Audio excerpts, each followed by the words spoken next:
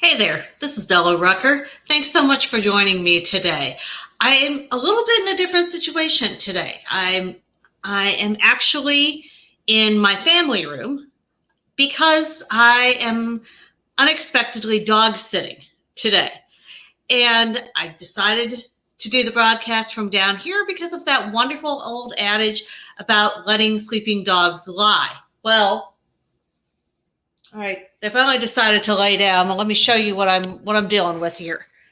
So that little one on the floor is Maple. She is the one who's most likely to cause chaos and mess in the middle of trying to do this broadcast.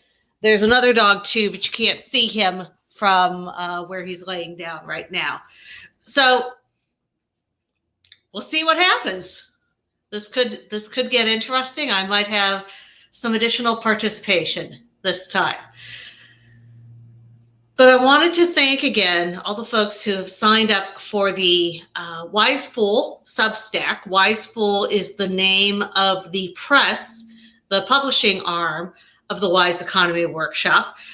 So we launched a Substack called the Wise Fool, or it's wiseeconomy.substack.com. And people who are subscribers to that for a small fee get some really cool benefits. They're getting a weekly digest that has news stories that chances are you may have missed, but that are really good object lessons in people all over the country and all over the world who are putting a local economy revolution into action. And as I've said to other people before, it's a quiet revolution. It's a nice revolution. You know, we don't go out and attack people, but it's a very profound revolution. And we're seeing it unfold in communities of all types in ways that vary from new ways to engage people in the life of their community, to new funding tools, to new ways of doing development and addressing social needs. It's a very wide gamut, but it all comes from this understanding of these new ideas and this new sense that the way we've done things in the past are no longer truly fitted to the way we need to be doing them in the world that we're emerging into. So if you're interested in thinking proactively about the future of your community, if you're interested in learning what other folks around the world are doing, then I think you might find this to be very valuable. People who subscribe to the Substack also get access to an Ask Me Anything session that I'll be doing later in March, and to a monthly salon series that will be starting soon as well. And in addition, there's a journal that we're getting ready to produce. So it'll be a quarterly journal that, again, will be sort of compiling and pulling together and sort of teasing out the story of how that local economy revolution that I talk about a little bit in the abstract in the book, The Local Economy Revolution Has Arrived, how that's playing out in the real world. And I've wanted to do that for years. I wanted to do that when I did the early version of the local economy revolution back about 8 years ago, but there really wasn't a good mechanism for doing that sort of ongoing information and making it work. So I'm really excited about this, and I hope that if you haven't checked out wiseeconomy.substack.com, that you'll go ahead and do that. In addition, give you one more shameless plug and then we'll get on with it. The book, The Local Economy Revolution Has Arrived, is out, is available, can be in your hands, in your digital readers right now. You can get it in one of 3 places. If you're an Amazon user, you can get it on print or on Kindle at Amazon. Just search for The Local Economy Revolution Has Arrived. If you don't want to use Amazon, you have your reasons for wanting to put your money elsewhere. There's 2 wonderful platforms. One is called Lulu. I can never say that right. Lulu.com. That's what I use for print on demand and hard copy production. Great service. You can order a hard copy of the book there and it'll come to you in a few days. It's not, it's not instantaneous, but that's what we have digital for. And if you instead go to what's quickly becoming my favorite platform, which is gumroad.com, gumroad.com, you can find The Local Economy Revolution has arrived on there, and you can buy it in either digital or print. And if you buy it in print, you get the digital at the same time, which, helps you get a jump start on it while it's getting printed and sent to you. It is going to be available for bookstore bulk purchases, and that should be available any day now. So if that sounds like something your local bookstore would want to carry, especially if they're really embedded in the future of your community and in leading your community, you might drop them a hint. So obviously, this is work that I've been, on both the thinking and writing and on the doing side for over 10 years now. And it's exciting and thrilling to be able to finally be talking to you about these issues in a way that I think is really not just interesting and hopefully engaging, but also productive. And one of the things that I've learned over the years of trying to be a change maker, of trying to help people find new solutions and find ways to solve community problems that are hopefully more effective than some of the things that we default to that have demonstrated their problems.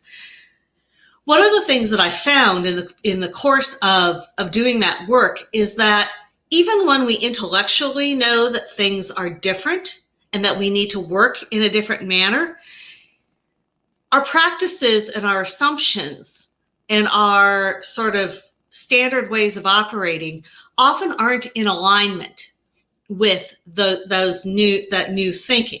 We are creatures of habit, and we revert back to making the assumptions that we've made previously. We're trying to build community equity. We're trying to engage people in our community in a constructive and energizing way. But we go back to doing public meetings and public feedback and development the same old way we've been doing for the last 50 years. And then we wonder why it doesn't work. So one of the deep challenges in any kind of systematic change or paradigm change is a word that I use a lot in The Local Economy Revolution has arrived. When we do any kind of paradigm change, we have to sort of reprogram our own brains. And it's interesting that in talking about communities, in talking about large and complex organizations of people, that I end up talking about how our own brains work inside, the nutcase here. I end up talking about that sometimes more than I end up talking about people and talking about communities and talking about, community revitalization strategies and all that kind of thing. Because one of the things that I and a lot of other people have been learning, particularly over the last 10 years or so, is that so much of what we understand and how we most effectively do the work of moving into the future starts right here. And it starts with translating intellectual understanding into action. And a lot of times our existing neural pathways even are the sort of channels that are already carved into our brains work at cross purposes to trying to do things in a fundamentally new fashion. So all of that is to lay out that one of the core components of the local economy revolution has arrived. And I think one of the most crucial things that we all need moving forward, if we are going to truly take up the mantle of creating positive change for our communities that makes them future ready, that makes them resilient, that helps all of us grow into and activate our potential, is that we have to have some very clear principles that we can keep front of mind so that they're not sort of up here but disconnected from our activities, disconnected from our behavior, but that we're able to sort of hold them in front of us as a North Star, as a guiding direction. So that's what the first principles are all about. And I've been in the process with these videos of going through those first principles, and I'll continue to do so. And the first principles are divided, I'll say this part before I go on, are divided into 3 sections. There's a section that simply says the world is changing and talks about kind of some of the fundamental characteristics of the era that we seem to be moving into as we leave the industrial era behind. There's a second section that's about, because of that change, reframing how we fundamentally think about what communities are and how they work. And a community in this context is anything from a neighborhood around a place you care about to a multi-county or national space, a national region. Communities come in different sizes and shapes and colors, and they have different histories and characteristics. But at their core, these first principles are about some of those fundamental elements of change that we're seeing unfolding at all of those sizes and levels and flavors. The third section is on how we can begin to apply that, kind of what the fundamental implications are for applying that new understanding of community to the way that we act when we act to try to improve our communities. And we may do that in a whole variety of roles. And some of us do it in more than one role. We can be a professional. We can work in city management or city services or planning or economic development or a whole range of disciplines where our job is to foster the health and the resilience and the future readiness of a particular community. Some of us have volunteer positions of leadership. We serve on boards of directors. We serve organizations as volunteers. We play a whole variety of roles in our communities that aren't our profession, but are a big part of who we are and how we come to understand and make an impact on the community around us. And then there are some of us who simply are interested in community and do what we can.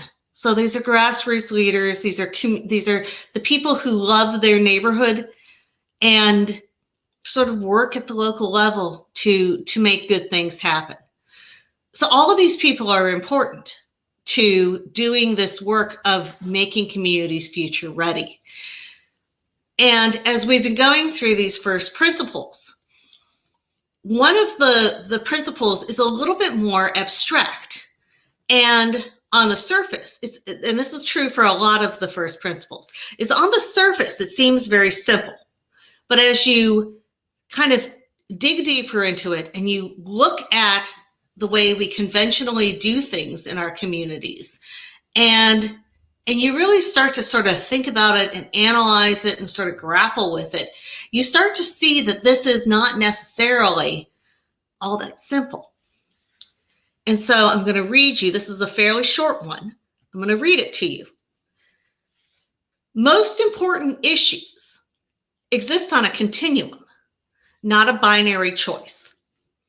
We drop easily, far too easily, into us versus them, into right and left, socialist and reactionary, so on and so on. But let's be practical.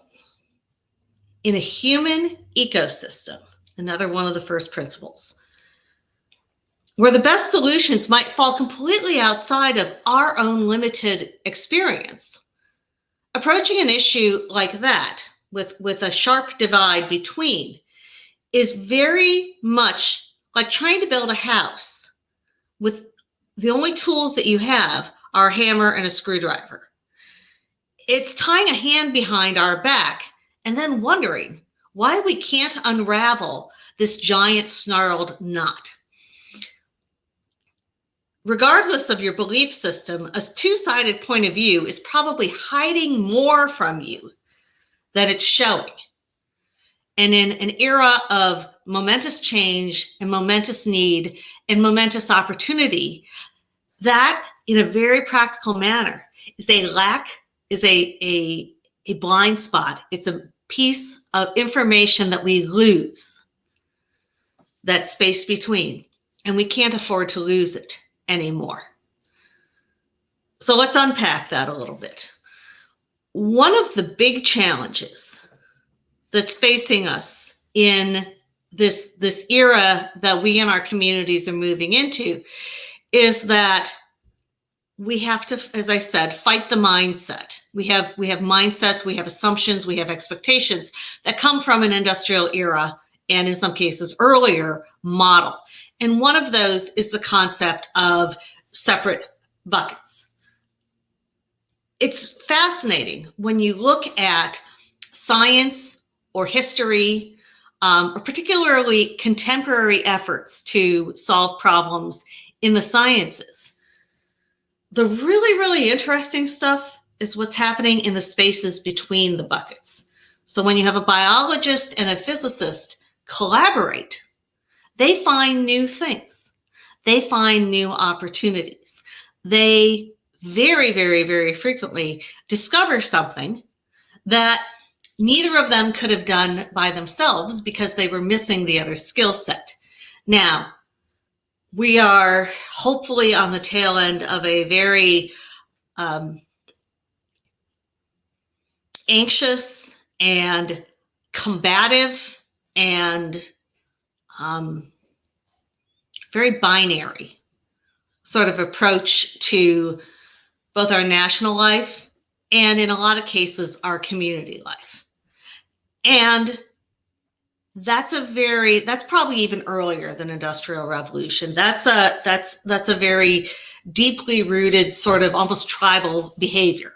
We're right, you're wrong. It's us, it's them. We're the good guys, you're the bad guys. The challenge that we have now is that there's a whole lot of space between the us and the them. And in that space in between is where the things that we really need to figure out, the things that are at stake for both us and them, that's where that lies. Now, compromise is not, that's not a new concept.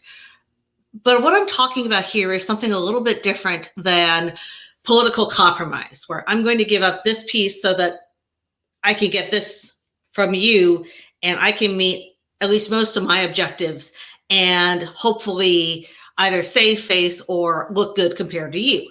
That's one kind of negotiation between the us and the them. But there's something else, and this becomes hard to talk about without sounding sort of flower child-like. But there's another approach that we have to get better at doing at all levels and from all ideological backgrounds, and that is exploration and inquiry. It's a lot easier psychologically for me to say my way is right and your way is wrong than it is for me to open the door to understanding where you're coming from, to understanding what you're seeing and what you're perceiving.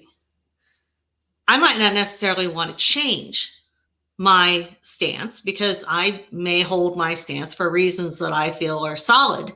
But if we're not able to learn from others who are different from ourselves, we've always said that that's a moral good, that that's something that we should do. And one of the other first principles talks about the fact, and says it better than I probably will right here, that inclusion, and that inclusion of diverse voices, and I mean diverse in every dimension, including racial, sexual orientation, gender, everything, socioeconomic particularly. That inclusion is not just about being a good person or doing something that's morally appropriate or the thing that we should do, but that it's an untapped resource, and it's a vast untapped resource. And it's an untapped resource for a very simple reason. We learn things that we wouldn't have learned otherwise. And that requires a very profound change in mindset for us, from that us v them to a mutual exploration and a mutual learning. It doesn't mean that I have to give up everything that I hold dear, but it does mean that I learn and that I gain.